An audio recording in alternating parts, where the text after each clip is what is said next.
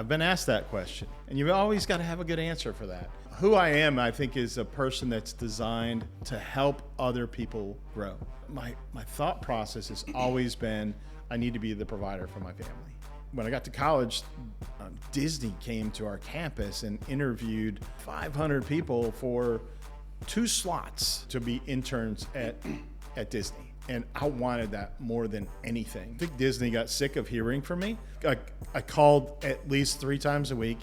I wanted to talk to people. I sent letters in the mail because that's how you did it then. Yeah. So I sent all this information because I wanted that more than anything. I wanted the opportunity to work at Disney. So they chose their selections, and I wasn't one of them. And I was so disappointed. And I kept writing, and I said, maybe I missed the mark on this time. Maybe there's another opportunity. And with the persistence that I had, I got an opportunity to not serve a summer internship, but I took my fall semester of college off, and I got the opportunity.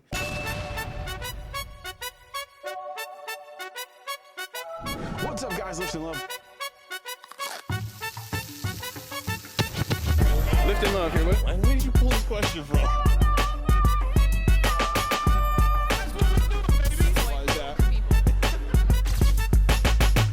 Lift Love, crochet, we out. What's up, guys, and welcome back to the Lifting Love podcast. You are awesome, and today we have a great episode, but before we do that, let's thank our presenting sponsor, Lake Hickory Pub and Marina, where lake and life meet. Shout out to Lake Hickory Pub and Marina for allowing us to film our podcast here. Check the link in the description. All their social media is going to be down there. Make sure you go support them. An incredible organization, great people, and also, if you haven't, hit that subscribe button here. 70% of you watching this podcast right now are not subscribed. We need to change that. But enough about me, enough about our sponsor. Today we got a friend on the podcast. We got a community leader. He's a husband, a father, the president and CEO of the Caldwell Chamber. It is Mr. Bryan Moore. How are you, sir? I am fantastic. What an honor to be here with you. I appreciate your time so much. So let's just start right from the beginning. Yeah. Who are you and what do you do? Well, I've been asked that question, and you've always got to have a good answer for that. Who I am, I think, is a person that's designed to help other people grow, and especially people that are close to me. Yeah. So you are a close person to me. I want to do everything I can to help you grow, right? Yeah. How do I help you get to where you need to go? And I think that's like my life lesson, and how do I help our community get to a better place? And I think that's a crossover between my personal life, my Christ walk life, my family, but really dives right straight into chamber work as well, and helping serve our community. So that's a little bit of an overview of who I am. I am probably driven by my family first, and my moral values with my kids. Just spent a quick trip, you know this well, a quick trip to New York and back. Hold on. Let's put the quick trip. Quick trip, that's right, exactly. Quick trip to New York and back with my 2 daughters, who are just the loves of my life. They are fantastic. They're 30 and 27 years old. And my 2 grandkids. Well, hold up. Yes. So actually, let's jump right into family. How important, how grounded has your family made you? And you said your daughter's 30 and 27. How grounded has family made you as a person? Everything. It is absolutely everything that drives me. Over the years, with different roles and responsibilities I've had, I've worked in the hotel business. And the hotel business is a challenging business to be in sometimes, because it's a business that really doesn't close. You're open 24 hours a day, 7 days a week, and you're taking care of people while they're sleeping. 100%. But you host a lot of big events that seem to always happen on weekends and holidays. So it's taken me away from my family a lot. But my thought process has always been, I need to be the provider for my family. And I think that's something, too, because I know your background. We're going to talk a little bit about it here. It seems like you always have these jobs that do take a lot of time and do take a lot of energy, but you're focused still, right? You're grounded in that. I'm not doing this for me. Obviously, your career is important, but I do this so that I can, provide for my family, provide them shelter, provide them housing, food, all that stuff. Absolutely. So let's go back. Let's go way back. Yes. like president, CEO of the chamber, that's today, but let's go Right. back. So where's the journey begin for you? Like, what does it look like in high school? What did you think you wanted to do? You know, in high school, take me back to that time period. I really didn't know. You know, I mean, I think a lot of kids really don't know. And there was this path of being, you know, a forest ranger, and there was a path of being a pilot, you know, and there's a path of this, and I didn't really have that like guiding light that said, oh, I want to do this, right? Yeah. So I guess I was really fortunate. My older brother was just everything to me, and he went to college, and he majored in restaurant management. Wow. And that really was kind of a game changer. My dad was a sheet metal worker. I mean, he worked with maintenance and sheet metal, blue collar worker. He was, ironically, now that I think about this, he was the president of the union in the community that we lived in. So he worked for Norwich Eaton Pharmaceuticals, which is in upstate New York, which got bought out by Procter & Gamble over the years. And, you know, he worked for that company for a long, long time. But he was leader in the community. He was involved with his three sons with sports. He, you know, served on the booster club and raised money for all of our sports stuff. And my dad was just fantastic. And we traveled a lot because he was on the union president. I mean, we got to go to Atlantic City. We got to go to Miami. We got to go to he took Atlantic City. He took you on these business trips and made it a family thing. Absolutely. That's awesome. And what's great about me on that perspective is that my brothers are 6 and 8 years older than me. So I was the one that got to go on the trips, and, you know, they had to work, you know, because they were in college or doing whatever. So, you know, I was the spoiled younger brother that got to go do everything with my dad and my mom, and it was just really a neat thing. But with that, I think I got exposure to hotels. And I got exposure to seeing different hotel opportunities. So I'm like, okay, I don't know if I want to be in restaurant management like my brother, but I ended up going to the same college my brother went to. So I went to the State University of New York at Cobleskill, and I applied to be in hotel management. And I'm like, I like hotels. It's kind of neat. Yeah. Maybe it's a good path for me. Oh, for sure. And the cool thing is that out of all the people that I graduated high school with, I'm not doing it anymore. But for the longest time, I was like one of like 8 people that I graduated high school with actually doing what you went to college for. Some of them were teachers, some were lawyers, some were doctors. And then there was me, the hotel guy. And I'm not even doing that anymore. But the work in the chamber is somewhat similar. But, you know, my brother and my dad really guiding like opportunities for me in terms of setting a path. Yeah. And when I got to college, I guess I had just this drive. And when I got to college, Disney came to our campus and interviewed 500 people for 2 slots to be interns at Disney. And I wanted that more than anything. And I'm a freshman in college, and like, I'm taking you way back. You asked me to go way back, good, right? You're good. Hey, this is what we do. I'm taking you way back to like the early 80s. Like, we did not have this thing, right? We didn't have email. We didn't have anything. So all you had was a pen and a paper and maybe a typewriter to type a letter to follow up with people and a phone number to be able to call. Yeah. And I wanted that so bad. So I think Disney got sick of hearing from me. Because hold up. You were persistent. Extremely. How persistent? Calling. I called at least 3 times a week. I wanted to talk to people. I sent letters in the mail because that's how you did it then. Yeah. So I sent all this information because I wanted that more than anything. I wanted the opportunity to work at Disney. And it was so cool. So they chose their selections, and I wasn't one of them. And I was so disappointed, and I kept writing, and I said, maybe I missed the mark on this time. Maybe there's another opportunity.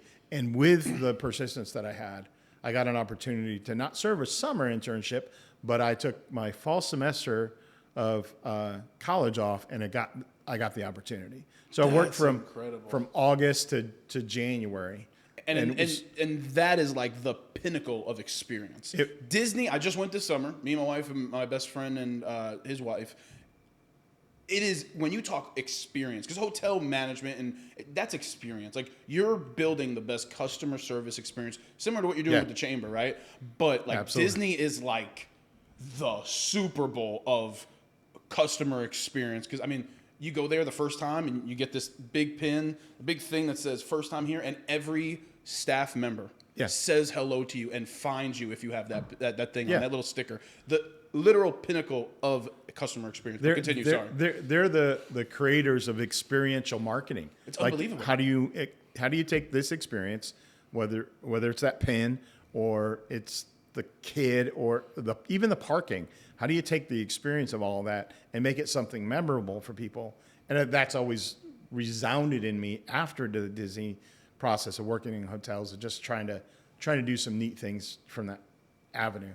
But the experience itself of earning experience for my career. And I worked in a restaurant. I didn't work in a hotel, which I was a little bit disappointed at the time, but I learned a lot more from it later down the road. Yeah. Because every week they exposed you to a different job within the restaurant, right? So I worked in shipping and receiving. I spent a week slicing tomatoes. Just hold up. I spent a week taking frozen hot dogs out of boxes and putting them on trays so we could cook them. So I worked in Epcot Center at the American Pavilion, which was chicken sandwiches, hot dogs, hamburgers, French fries, right? Just simple Americana food. But every week you got to learn something new. And when you're in it, right, you don't see the value in that. Never. But Never. the goal and empathy perspective of that, there were people that slice tomatoes all day, every day, right? Yeah. I got to experience and understand empathy and understand how people operated and worked. And it was a really cool takeaway. And on top of working, you got to go to class. So you got the Disney University.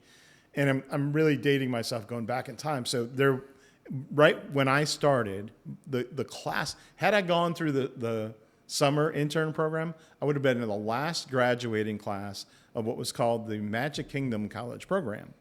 But because I went into the fall semester, I was in the new Walt Disney World College program. That's so awesome. Prior to that, it was just the Magic Kingdom, and then they had just opened Epcot Center. And so I was the first graduating class of the Walt Disney World College program. It's incredible. My sister did the college internship. To put in perspective, this was how my sister went to college. She graduated in 2012. They took hundreds of interns. So to go forward on how much busier that Disney got, she did it. She ended up doing the college program. Then she stayed there an extra year just because she loved it, and she took those semesters off and had an incredible experience. But Disney, going back, the pinnacle of customer service. Whether you're 80 years old or you're 8 years old, they make sure that you have the best experience. What did you learn the most from the Disney program? I really think it comes down to empathy, right? Someone that you work with does a job that you may not want to do, but you have to be able to put yourself in their shoes as a leader and understand what they have to go through. It gives you a little bit of a value heart, like that person that slices the tomatoes, that person that works in the cold freezer doing the shipping and receiving. Yeah, that helped me in immense ways. On top of all the classes, on top of all the Disney classes and learning that I had, it was just a really cool takeaway. I think it's the word empathy. Yeah. Like how do I know Lenny as a friend of mine and what you go through with your job and how do you put all this together? Like I see the time and effort that you put into these cameras and the mics and your investment. That's important to me, and I could see it. Right? It's not just I'm just coming here to do it. So it gives me a really unique care. I think the empathy part of that is some care for others. Yeah, I mean, I think in every customer service role you have to have that, right? Like, I currently work a full-time job, and like we are also given an experience. We're car wash, right? But not everybody has the budget for the best car wash. But at the same point, even if they're not getting the best wash or they're getting the worst wash we have, that's right. You're giving them the best experience. Hey, how are you? Hope you're doing well. Take care of the customer. That's what it always comes down to. So Absolutely. What happened after that, and what happened after college? Where was your head at? What were the options looking like? Yeah, so after college, it was just a really neat opportunity to come back, finish school. One other takeaway on the Disney perspective is that they have guidelines. One of the things I was not looking forward to, I had to cut my hair. Now you see me with this like tight, amazing looking hair. Right. I've never heard that, but thank you. You have amazing hair. I have just I cut off what I can. So, but I had to cut my hair, and it was like, I got to get a haircut. And back in the day, I kind of had a little mullet thing going. Okay. And so that was hard. But Disney had its rules, right? You had guidelines. You're on stage. Every person that works there is in the front of the house. At some point in time, you're on stage, and I had to go to the dressing area to get my uniform, right? Like the costume area. So I had to get my costume to wear and all this cool stuff. Even working behind the scenes, you had to have a costume. So that was just really kind of neat. But I worked in 3 or 4 other different parts. So to gain some extra money, because I was getting paid penance, like literally $4.50 an hour. And they took money out of your paycheck for a place to live and took money out of your paycheck for transportation to get to work. So I had nothing left. So I had to find like 10-cent pizzas at at Albertsons grocery store to find a way to live. But to earn some extra money, I earned extra hours. But the only way to earn extra hours was to work some of these other locations, and to be front public facing and work at the Italy part of Epcot Center, or the France part of Epcot Center, or Mexico. You had to be from that country. So I could only be a dishwasher. Okay. And I washed a lot of dishes behind the scenes to just try to keep things going. So that was just an interesting perspective. So getting back to your question, come back, finish college, and then to really take a path. My first big woohoo opportunity after college was I was an assistant manager for Burger King. I mean, I think at the end of the day, and I had this conversation the other day with somebody, an opportunity is an opportunity. I think there's a very big thing of like people look down on people who work in fast food. It's like, it's a paying job. I mean, at the end of the day, like just because that's, not the normal or most people look down on it, like it's a good paying job. It's an opportunity. And honestly, with the turnover rate, you probably have a great quick way to step up and really get some experience. I had worked at this Burger King when I was 15, and I got offered this job, and that was the coolest letter I ever got. This job offer, Lenny, I got offered a job to make $14,200 a year salary. Wow. Woohoo! I was so excited, and you think about that now, it's like you can't live on that, but back in the 80s, that was just the way things were. But I got an opportunity, kept my nose to the grindstone. Worked my way up to full-time manager from assistant manager. It was just a really neat experience. Again, work hard, learn the numbers, learn inventory, learn the data points of everything. Yeah. And it was a really cool opportunity, but I was still focused through that process of wanting to get to hotel business. Yeah. So I go through my Disney experience of working for Burger King. And then I had a friend of mine whose parents bought the country club in the town that I grew up in. And I ended up working for them for a little while, doing some event planning, doing some kitchen work, helping them. Were you still working at Burger King, or you fully left? I left Burger King after that to go work with them. And then through that, I kept my nose to the grindstone, looking for opportunities that were somewhat back toward the hotel business. That was my avenue and goal I really wanted to get to. Like, I have this degree in hotel management. I don't want to be in restaurants. Now, there's a big component of a hotel manager's degree to work in restaurants. Yeah. So my first classes were, quantity food purchasing and, food safety. So I learned a lot about that component of it. Yeah. So I had the skills. The other odd thing was when you go to college, they tell you got to buy a chef's hat and jackets and the pants and the knives. I mean, I'm like, okay, I want to be in hotels, but I got to get all this stuff. It was just a really interesting thing because back then you thought of hotels, and hotels always had, food and beverage operation of some sort. Experience. Yeah, exactly. So that was a neat avenue to be able to take a look at for that part of my career. So I kept looking in the newspaper for job opportunities, and I found a job opportunity at the Concord Resort Hotel, which is in Lake Comitia, New York, about an hour and a half outside of New York City. Yeah. Right. So it's up 17. You probably know that route well. Yep. Across the bridge, right? Go across the George Washington Bridge and go through New Jersey, and then you work your way up. And I got this great opportunity. I drove through the snow 2.5 hours in a blinding snowstorm and made it to my job interview on time. I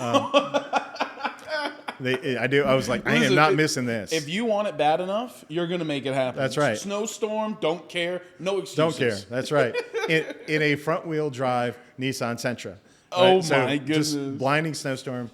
Made it there, got this job opportunity, and worked as a convention services manager. It was really cool. Yeah. I mean, I got to work at this huge hotel. I mean, you're not talking about, the Days Inn. I mean, this is a resort hotel, 1,250 hotel rooms, 350,000 square feet of meeting space. It was what they call like a proper. It's massive. Proper. Like this is the one that has like the business aspect and then the actual hotel as well. Yes. Oh God, yeah. They're insane. I mean, it was monstrous, but the unique thing was that it was a Jewish resort, so highly focused in on kosher food meals and Jewish events and all the high holiday events that they had there. But it was such a large facility. There was 8 indoor tennis courts. 16 indoor tennis courts in 2 buildings. And what they would do is they would use those 2 buildings for big conventions, like the New York State Firefighters Association and Specialty Advertisers of New York would meet there with like 500 vendors. This is insane. And it was just a really cool convention place. And you've heard of the Jacob Javits Center in New York, right? Yeah. That was actually the thing that kind of helped this resort kind of fade into the sunset. Once they opened up the Javits Center in Manhattan, that's where all of these events ended up going to New York City for that. So it was kind of the dying ages when I was there. It was like the closeout before it happened. If you look at Google Earth for the Concord Resort Hotel, it's in ruins. There's the buildings and everything is gone. There was 92 holes of golf there. So you look at it on Google Earth, it's kind of sad. It's just not there. They had hoped, and this is really their whole hold on, was they had hoped for New York State to get legal gambling because Atlantic City had legal gambling. And they had purchased all of the one-armed bandits, the slot machines, the tables. They had an entire floor of one of the hotel buildings, the newer building, that was set up and ready. So if they had gotten the New York State legislature to approve gambling, they would have been the first ones to open. This is really way before you saw the rise of a lot of Indian, Native American gambling facilities that are happening, in and around the country now. So that was kind of, they were waiting and waiting and waiting, and it never happened. So it's just hard to see where you look at it. Yeah, I saw. I pulled it up. I'm like, it's massive. I was like, oh my goodness, it was gigantic. It was a cool experience. So they took a risk. They took a bet. And it just didn't work out. It didn't pan out. And things you would never see coming, like the Javits Center opening and all those big conventions moving. And it was really a neat thing to witness and be there for at that time. Yeah. But 2 of the guys that I worked with that were in the convention services, and we worked our butts off and managing a lot of cool things. Yeah. So they leave, and 2 of these guys left. One left first and went to Washington, D.C. The second one left, went to Washington, D.C. and start working in big hotels there, doing convention services thing. And they're like, Bryan, you gotta leave that behind, right? Because the only upward mobility part of the Concord Resort Hotel at that time really truly was your either Jewish or part of the family, because it was a family-owned business. Yeah. So that's really where the opportunity of growth could come from, and I was neither. Yeah. So I had to say, okay, these are some neat things. These 2 guys end up moving to D.C. They start sending me the Washington Post. I start looking, and I find a job opportunity. I drive down, interview for a hotel in Washington, D.C., and now I go from small-town America to the heart of Washington, D.C. Oh, my goodness. Really cool. And so, I'm just really curious on how you end up getting down here. So you work in D.C. How long did you work in D.C. for? You just up and left New York and just worked there? Loaded up everything, got into my car, sold off what I had, and just built a whole new life in Washington, D.C. And then take us through D.C. And how does North Carolina happen? I'm like, this is great. You have all these amazing experiences, right? Go to Disney, do this, do that. Like, how do you even wind up down here? Step by step, I think it was just the right process. So my older brother was always a guiding light for me. Yeah. He ended up in North Carolina, and he was working living in Matthews, North Carolina, and working at the turkey business. Basically, it was a company called Cuddy Farms, which is in Marshville, North Carolina. And that was just his level of experience where he was at. He managed logistics and trucking and all this neat stuff. So he has this great job opportunity, leaves upstate New York, comes down there. And, I'm like the little brother, like I want to do I want to be near where my brother's at. So got married in DC, lived in Alexandria, Virginia, worked at Lowe's L'Enfant Plaza Hotel, which is a beautiful, beautiful, gorgeous hotel. I was convention services manager there. And then I worked at the Capitol Hilton, 16th and K, right in downtown, 2 blocks from the White House. I mean, it was an experience upon experience upon experience. And the Capitol Hilton alone hosted presidential events and all this cool stuff. I got to meet so many celebrities. I was literally just about to ask. So many. Most famous celebrity that you got to meet? Good or bad? I mean, good or bad? Oh, you mean like experience of meeting them? Let's give me a good one. Give me a bad. Give me your favorite one, and then give me your worst one. My favorite one, unique guy to meet, was Ross Perot when he was running for president. He came to our hotel. Just a really neat guy. I had to do a lot of things to help take care of him. And he was cool. He was nice. He was really, really cool. Very easy to work with. Wow. The hardest one was not in Washington D.C. It was back at the Capitol Hilton, or at the Concord Resort Hotel, and Gloria Estefan. Oh. She was hard to manage. She had a lot of high expectations. Wow. And she made me feel about 2 inches tall. And I'm sure she's not that way now. Yeah. Gloria, if you're listening, we love you still. Yeah. But it was just a really neat part of my experience of growing up and just getting to I met so many celebrities. I never took pictures with celebrities. I'm like, they're normal people, right? They put their pants on the same way you do.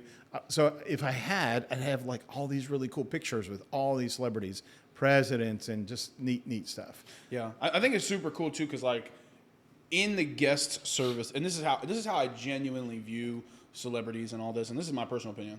Like you said, they're normal people. I used to freak out over celebrities. Now it's like, you realize at a certain point, they're just people who have a little bit of influence. That's right. We all bleed the same. We all have bills to pay. We all have families to provide for. We're all the same. They just might do it on a higher level. Yeah. They might a lot more people might just know them, but we're all humans. But going down to guest relations and customer service, every customer is a celebrity. That's Whether you're exactly an actual right. celebrity to everybody in the world, exactly or right. not a single person knows you except the people who love you, that person is a celebrity. And I think going back to Disney, going back to all these places that you've worked at, like, customer service is number one. It is. So, like, for you, was that a driving force? And when did all this click for you? Because I feel like there's an aha moment in everybody's like life story. What was that aha moment for you? I think it was working at the Capitol Hilton. So I go from convention services, and I go into more of a sales role. And I start selling meeting space and event space and discounted hotel rooms to groups and conventions. And they gave me an opportunity there. And there was a couple places that didn't give me an opportunity because I was green, is what they told me. Yeah. You're green, we don't need you. Yeah. And I got the opportunity that gave me the next step, and that was at the Capitol Hilton. And I failed a couple times. But the aha moment there was, okay, I can do this. I didn't really think that I was going to be salesy, but I got a lot of training and I got a lot of opportunity. It really launched my career in a whole complete new level. And then taking you back to this whole process, how do I get to where I'm at? Yeah. The move from DC to North Carolina was kind of purposeful. My brother was here, and you already had kids at this time, correct? No. When kids. I moved to North Carolina, my kids were born in North Carolina. So when I moved here, then I established my family and everything. I got married in DC, and it's an expensive place to live. For sure. And to be really able to afford anything, we were going to have to find, a home, 2.5-hour drive into DC every day from Leesburg, Virginia. You know, you could drive from Leesburg into DC in 40 minutes on a Saturday, but on a Tuesday morning, rush hour, it's completely different. And even taking the train and everything else that you could do is it's a long journey. Yeah. So Charlotte was on our radar screen. My brother lived in and around Charlotte, and we just got the Atlanta newspaper and started looking for jobs. And we really was going to maybe end up in Atlanta or Tampa or Charlotte. Oh, so you had it like narrowed down to your big three is Atlanta, Tampa, Charlotte. Yeah, so I was working for Corporate Hilton at that time, and Corporate Hilton knew that I had gotten married and knew that I had objectives to move to another location. They actually sent me to Atlanta and looked at, you know, one of the hotels down there. They didn't have any job openings at the time, but we got to stay at a hotel for a couple nights and drive around and see what we thought about Atlanta. Yeah. Started getting the Atlanta Constitution newspaper and delivered to us in D.C., you know, at our home, and then found this opportunity in Charlotte at this big, giant, another big hotel, and got that job interview. And the cool thing about that day was I came down, they flew me in from D.C. to Charlotte. The weekend that they flew me in, my mom and dad were visiting. Wow. My brother. So you got to see everybody. So I got to see my family, and it was like, well, this is kind of meant to be. Yeah. And before I knew it, you know, go for the interview, get the offer, and moving truck, the whole 9 yards, and I'm in Charlotte, just like that. Quick. Yeah. And then, so obviously to be in the role that you're now, you left that position. How do you end up in Western North Carolina? How do you leave Charlotte? Because I know from sales you went into marketing, correct? If I'm wrong. Yeah, I've done the unique part of my hotel career is I've done everything. Yeah. And you have some people in the hotel business that are operational, which is the front desk and the culinary and the operational setup and housekeeping, and some people that are just on the management side. I've done every aspect of a hotel business you can possibly imagine. I've worked in housekeeping. I've worked in convention services. I've been a banquet server. I've been a banquet manager. I've done every aspect of that, and I think what helps me have a more rounded personality is that comes back down to the word empathy. Yeah. I can sell a relationship or bring a convention to a hotel because I have an understanding of how I'm going to tell our kitchen staff you're going to be able to do a 4-course meal for a convention at this price and not recognize the cost and not promise something we can't deliver, right? Yeah. Over-promising and delivering is something a lot of salespeople do from time to time, right? All the time. So I never wanted to be that. And I had a respect and understanding of what the chef needed because guess what? I got my butt chewed out by some chefs over the years. Because chefs are very particular. If you don't know, watch them. In D.C., some of the chefs that chewed me a new one, that was crazy. So learning experiences again. I think one of the cool things about it, talking to you about your story, I didn't know about the hotel stuff. I knew about the marketing and sales stuff. I think it all kind of brings you kind of full circle to what you're doing now. It so really real does. Quick, before we talk about the chamber and all you're doing, do you think in the position you're in now, when you fresh out of college, like, do you think you would even be able to do a role like what you're doing now? No, not at all. And why is that? Just number one was not on my radar screen. What I'm doing right now, when someone says, "What's your 5-year plan? What's your 10-year plan?" Never in my wildest dreams would I have said I was going to be running the Chamber of Commerce in Caldwell County, North Carolina, or even anywhere. But through the work and career that I had experience working with chambers of commerce. I got to serve on the tourism board in Gaston County. I got to serve on tourism boards in Iredell County. I got to serve in different roles. And the quick answer to your question, getting here to Western North Carolina, just a career opportunity. Business changes its vision. I was on the wrong side, maybe the right side, of a corporate downsizing and ended up working at Chitola Resort in Blowing Rock as our marketing director and took that opportunity. And through that, I was involved with the Caldwell Chamber. I was a member. I was a member of the Boone Chamber and the Blowing Rock Chamber and the Catawba Chamber and had relationships with a lot of these people. So it was really a neat opportunity when the door opened for me to apply for this job. Because there's a lot of similarity between hotel business and events and planning and customer service, right? Yeah. And just working with people and trying to recognize where people are at. So no, never was this on my radar screen of something that I would actually be able to do. And back then, I could not have done what I do now.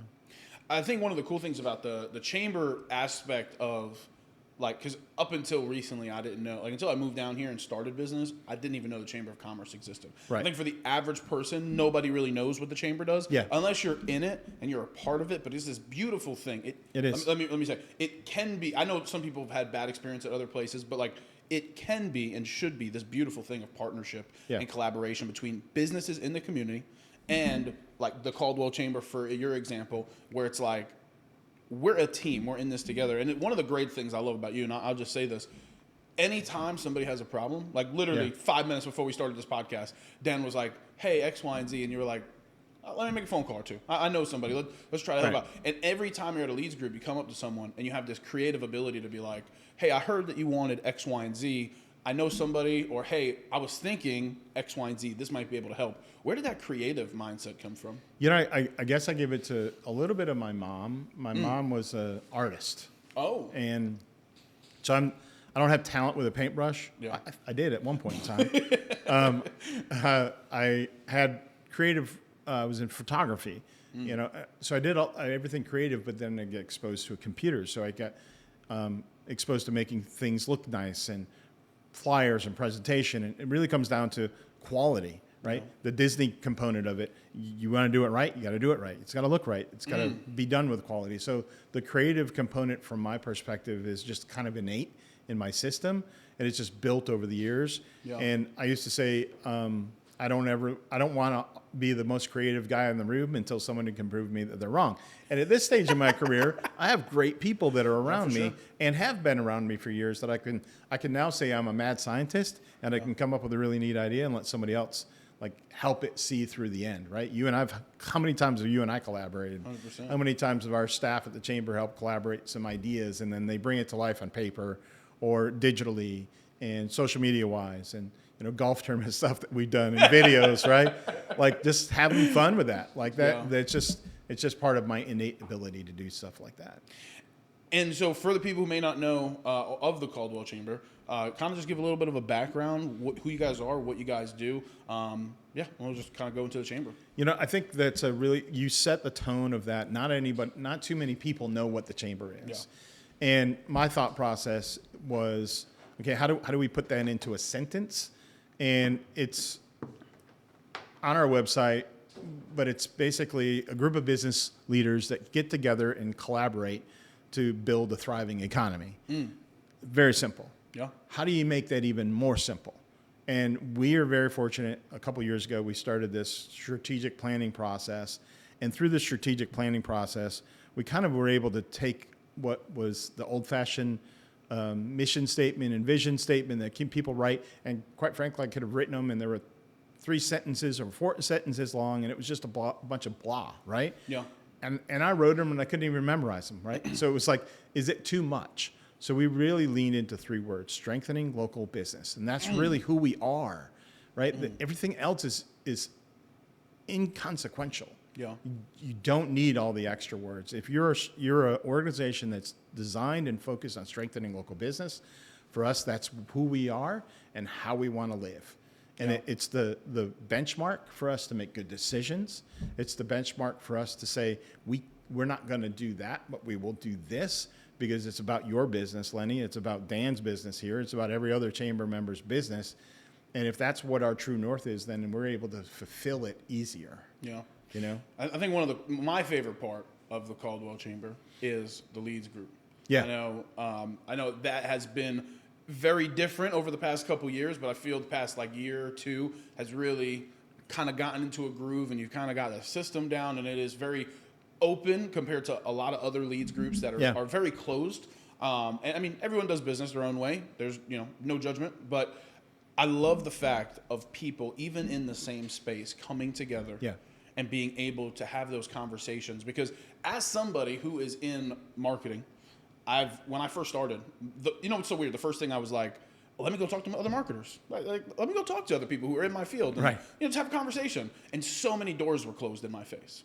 So to have a place where you can go where potentially other people in your field and outside of your field, potential clients and customers can be is so invaluable because you don't know the connections you're going to make. No. You don't know the friends you're going to make, first off. I always say, make a friend and everything else will happen after.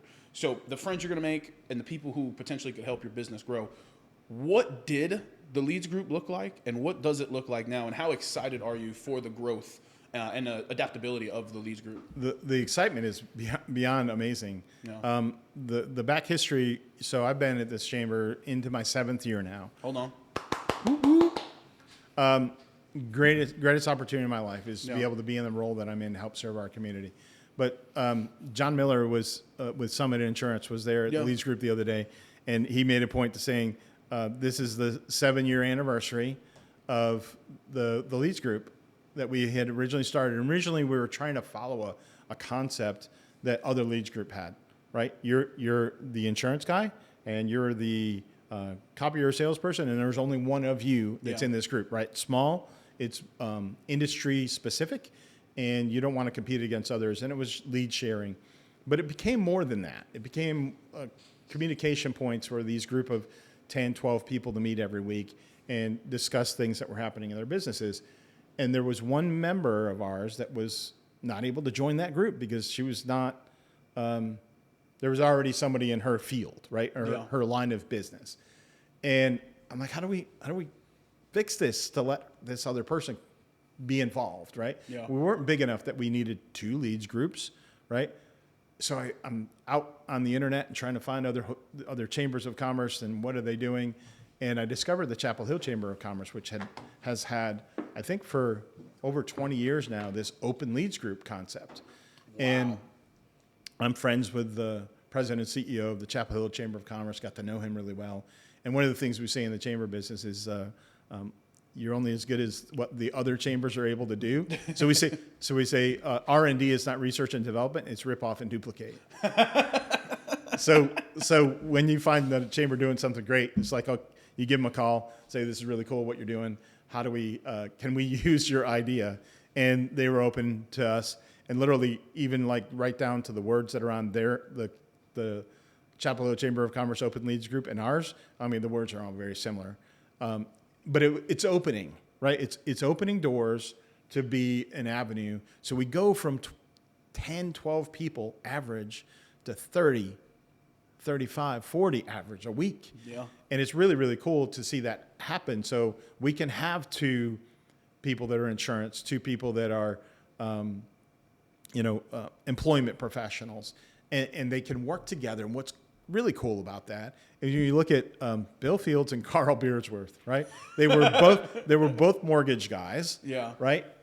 It became best friends through this, and that it could go to a meeting at a Leads Group meeting, say, "I'm Bill, I'm here, and I'm also representing Carl today because he couldn't be here because he texted me." He did it word for word, perfect. Yeah. So. That's beauty. It's natural, right? It's what you want the community to be. Yeah. It's not divisive and oh, you can't do that and too many rules. Yeah.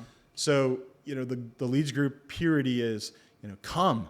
If you're not a member of the chamber, that's okay. Come join us. See what we're all about. Let that be your litmus test for the who we are, and then from there we can talk about your membership down the road and what that looks like, and build upon that. So it's really cool. And the cool thing in the last couple of years, really this year, is that we've met with some of our ambassadors, and it's like, how do we keep it fresh? Mm-hmm. The Leads Group, and we now are offering this once a month Ask the Experts panel discussion. Yeah. So our first one was on sales and marketing. And so we discovered at one of our Leads groups with a flip chart, what does everybody need? And we came up with 5 and maybe a 6th category that every business owner needs. Yeah.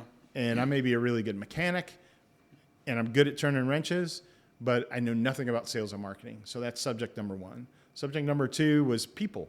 I've got to hire staff. Yeah. How do I do that? What's important? So the people component, human resources, is the next. Business, taxes, and finances. I mean, you get started in your business and you don't know what your tax obligations are. Nope. You don't know how to do that. You don't know what to do. So that's another category. The next one is risk management. What do you need to have how do you need to have insurance for your business? Yeah. Like, what types of insurance do I need? How do I protect myself against a lawsuit down the road? And then tech and AI and all the technical side of things. I mean, look at all the tech you guys you have here. Yeah. I mean, that's really important. You learned this over the years, but if you had, a friend that was saying, you need to buy these microphones, you need to do these things, that's kind of the goal we have with that. Yeah. And then the last component is startups. Like, I want to open my mechanic shop. I want to open a bookstore. I don't even know where to start. Yeah. So that's part of an overarching goal for the Chamber's long-term objectives, is to be the go-to organization in Caldwell County for anybody that wants to open a business. So that's part of a long marketing effort that we have for the next, 5-6 years, to be able to say, do the kids in high school know that when they graduate and they want to open their business, that the Chamber of Commerce exists? We have to find an avenue for them to find that out. At the dinner table, when you're sitting and you're tired and you've gone to work every day for the last 15 days and you're getting paid overtime and you're exhausted, but you're really good at what you do and you want to be your own mechanic and not work for somebody else. Mm-hmm. And that dinner table conversation, do they know at that dinner table conversation that the Chamber of Commerce can be an avenue for them? We may not do all of the heavy lifting, but let us be a resource, right? Yeah. That you can come to us and say, okay, you can do this. Here's a checklist. Here's the phone numbers. This is where you can get started. Yeah. And I think that's a compassionate part of the heart of that empathy. Yeah. I care. I want to care about that guy that's sitting at his dinner table talking to his wife and his kids about the next step. Look, Dan Kelly, look at Dan. 180. A year and a half ago, 2 years ago, Dan and his family were in Minnesota and didn't know that they were going to own the Lake Hickory Pub and Marina, right? So they made a decision. They came here, and he's still trying to navigate waters, right? Literally on the lake, navigating the waters. Yeah, that was so perfect. It lined it up perfect. I think it's so cool, too, because a lot of chambers don't do the educational part. And I think getting into business, as someone who started a business two and a half years ago, however long it's been, it is so scary to take that jump, that leap of faith, especially when you come from a salaried position and the nice, cozy paycheck that comes every 2 weeks into this unknown world. Yeah. And it's like, holy crap, where do I start? What do I have to do? So I know like the chamber is such a valuable asset and has been for me personally. Like, you don't have to do it alone. There are other people in the chamber who maybe they represent a business, but they can help you get started. Like Bill, let's go back to Bill Fields for a second. One of my biggest mentors since I started. I met him at the Caldwell Chamber, right? Like first off, again, go back to make a friend, and then collaborate and partner together on how you can help each other. I think that's the beautiful thing of the chamber. That's right. It really is, and the chamber's not me. Yeah. It is you. It is everybody else, and how you collaborate. And I think the part that I know where my role is the word leverage. How do I take, like you were mentioning, Dan has an issue that he needs help with. How do I leverage the people that I know or that I've learned to know that you may have introduced me to say, Dan, I know somebody. Let me make a phone call for you and see if I can open up that door for you. And I think that's the really big power of what a chamber can be. And there's sometimes that happens, and I'm not involved, which is cool because it's Bill helping you, right? Yeah. And that's the power of what a chamber should be. It's it's its own members helping support a strong, robust local economy together. Yeah. So I have to ask you, now that I got you here, what is your favorite and least favorite thing about being the president and CEO of the chamber?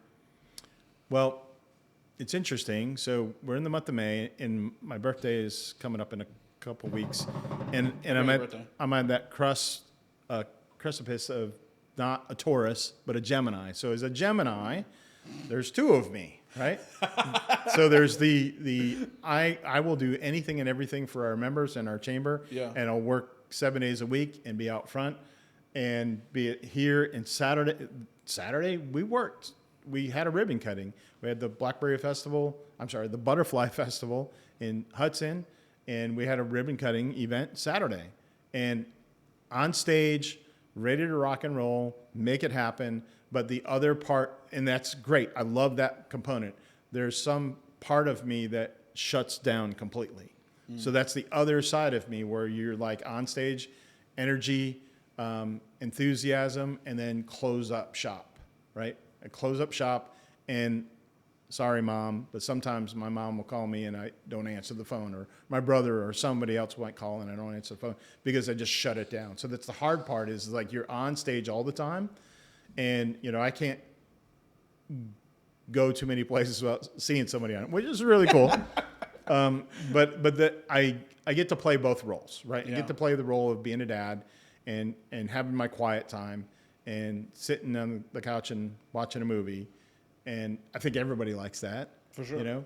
But I do shut down completely sometimes. Yeah. So there's a part it's like you love what you do and you could do it as much as possible, but also like having that time to be like, man, sometimes you work a little too much and it's like, hey, I need to have my own little personal time. I feel like that's what every job, right? And you can tell that you love what you do, because the minute leads groups happens or something's going on and you can connect just before, your face lit up with the whole damn thing we were just talking about. Like you were like, oh yeah, like, hey, I know. Let me make a couple phone calls and let's see if we can get this figured out. And like you like literally light up when that happens. Yeah, and for most people, it's like, oh man, I'm really sorry you're going through that. And for you, I don't know if it's just how you're wired, and over the years creatively, it seems like your mother was an influence on this. Mentally, it's like you're a problem solver. And like I think working in customer service, it's a good point. You're a firefighter, right? You're trying to put out fires and figure solutions out. So automatically, when somebody talks to you, it's like, oh, you have a problem. Like, hey, X, Y, and Z. Oh, I know that so-and-so. Have you reached out to so-and-so? Blah, blah, blah. Is that only chamber, or has that kind of been your whole career I think throughout? It's my whole career throughout. I think it's just it's part of my innate ability. And it comes back down to convention services. I mean, you're playing a convention for 1,000 people or 2,500 people or 50 people. Everything goes wrong. And I learned this during one of the presidential campaigns working in DC, with this term called white noise. Mm-hmm. How do you do everything you can in your mind to think about the white noise, right? So what's white noise? What's happening with us right now? We lose power, right? Okay. Do you have backup generator? Mm. You may not, but I could probably get you one because I know people, right? Yeah. So white noise is trying to prevent things that could happen and thinking about them ahead of time and really thinking things through. Like you can't have a dinner and not have forks, right? I mean, if you're having a dinner for 500 people, you don't have any forks that are clean, you have a problem. Yeah. And if you're serving a dessert and dessert requires a spoon or a fork, do you know where to place that fork or the spoon so you know which one to use? Like if I see a fork there, I'm guessing I'm going to have pie or cake. If I see a spoon there, I'm guessing I'm probably going to have some pudding or something that doesn't require a fork. So just it's seeing through things, and I think that's just been part of me over the years. It's grown. Yeah, it kind of follows into my next question. Would you say that's the biggest lesson you've learned, or let me just ask, what's one of the biggest lessons that you've learned in your new role as with the chamber? Being 100% transparent and thoroughly honest, like so honest that like I'm going to take time to go do something with my mom. I just made a trip to New York to be with my mom. I could have just take time off, but I'm telling our board of directors, I'm telling my staff, I'm going to visit my family, right? I'm not just taking time off. And I think that's just transparency is really, really important. And I don't know if you see that everywhere you go, but I want to be 1,000% transparent to you. I want you to know what your options are as a chamber member. I want you to know who I am and how I can help you. Yeah. And I want to be honest about it. Right? I don't want to blow smoke up your butt and promise you things that are just not true. Yeah. And it's really being, 100% transparent. No, helping people down the right road. I love that. So last couple questions here for you. Someone is new into business. Maybe they already have a business. Maybe they work for another business and they're like a business developer, whatever that might look like. And they want to get involved with the chamber. How would somebody get involved, and what can they expect signing up to be a member or coming to a leads group? So the leads group is the first and most important part. Yeah. Is that, put your toes in the water. Is it cold or is it hot? Yeah. Do I like it? We don't have anything to sell you, right? We have a relationship we want to build with you. So, the best way to build that relationship is to come to a leads group on a Thursday. And we're going to be there every Thursday. Yeah. I think the only Thursday this year that we're not going to be there is Thanksgiving Day. So the rest of the Thursdays of the year, we're going to be there 8 o'clock in the morning, and you have a comfortable, fun, inviting place to come and meet other chamber members. And what's cool is every week we have new members, non-existing members, new business owners. There was a guy that came in, it was a painter the other day. Nice. He came in the week before, met with me. I said, you know what, here's some information about the chamber, but don't worry about our website right now. Just come, and here's the invite. Come on Thursday. He came this past Thursday, learned a little bit more about who we were, and then from there we can build upon the relationship. Yeah. And I think that's just testing the waters. You didn't know at one point in time. Did not. And you saw the value in it, and I think that's a really important thing. Yeah. And then from there we build upon the Caldwell Chamber is a brand, right? We are thecaldwellchamber.com is a brand. The strategic plan of who we are, strengthening local business. What does that mean? How do I grow my business? We have tons and tons of blogs on our website now that are about the top 10 tips for business taxes in the tax season, right? We're putting this content and information out there to allow the power of Google algorithms to drive people to our website to discover who we are. And I think that's really critically important. Yeah. We have a checklist. We have a whole page dedicated to start your business now. And that didn't happen overnight. We're not going to do all the heavy lifting for you, but we're going to be a resource and tool. Provide that, a tool, exactly, and help get people to where they need to go. And then from there, we can learn a little bit more about your business, what your goals and objectives are, and maybe we find a membership level that's convenient for you from a financial perspective. Yeah. Relationship first, transaction later. Yeah. I love that. You said that perfectly. Appreciate that. It's like I've experienced it. Exactly. It's almost like you know what you're talking about. Wait, so every Thursday, Dakota? Yeah, that's right. Last two questions I got for you. Looking back at your life as a whole, is there any regrets career-wise that you would do differently? Anything that you would change looking back now? I worked for a company called Lowe's Hotels. Mm-hmm. Which was an absolute fantastic company. And at that time, I don't really regret leaving because I'm in that age group where, and my dad worked for the same company for, 40 years. Yeah. And I was not in that same realm. To find opportunity to grow, you had to go get it, right? You had to go for the brass ring on your own. My stepbrother, he's worked for the same company for 35 years. For me, it was just, I'm going to go for the next thing. Had I hindsight, 2020, looking back, could have stayed at this company. They had the best benefits. They had the best everything. They had the really nice hotels. It was a really cool opportunity. I don't really regret that, but I recognize it in my life. That could have been something different for me. But I love every aspect of who I am, where we're at with life, my kids, my family, my opportunities. I mean, this is to be at the Chamber of Commerce and the role I'm in. And I put my pants on the same way you and I do, one leg at a time.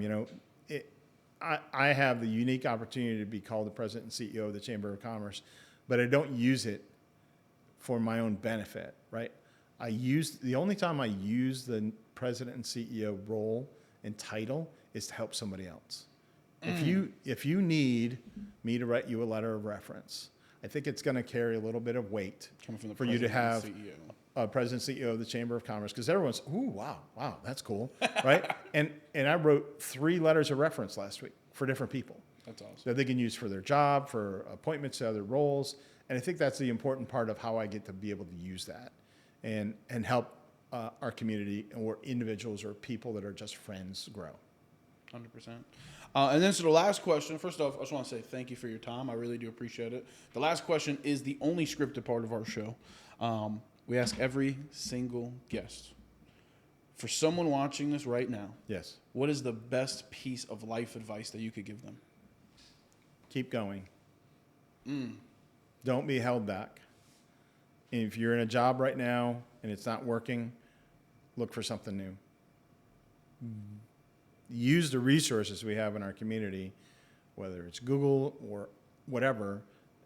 Go for your brass ring. Build your brass ring and just keep going. Just do it. The Nike slogan. I mean, make that work for you, whatever's going to I admire you. You had to go make some new things happen for you in your life, and you recognize it, but you went for it and you make things happen. But you're still you. You're still grounded in who you are, and that's one of the things I appreciate about you. So I appreciate don't be held back by anything, and just go for it. 100%. And then lastly, if you could just shout out the social media and the website real quick for the chamber, for maybe, or I don't know if you feel comfortable giving the office number, but for people, everything will be in the link in the description below listed. So make sure you check it out. But if you could just, how can people get in touch with you guys? Website, social media, all that. The simplicity, location-wise, so if you are coming to our leads group, if you recognize Caldwell County at all, you've been up and down 321, and you know that big giant building that's the J.E. Broy Hill Civic Center. Our office is in the same parking lot it's at. You pull in like you're going to a show or a graduation. I think graduations are happening this week for a college. So you pull in the parking lot, and you go to the left, and our building is there. It's where Caldwell Chamber of Commerce is at, Economic Development, and the NCA Works Career Center. It's also our visitor center for the county. So you come in there, come say hi to us first and foremost. We'll welcome you in.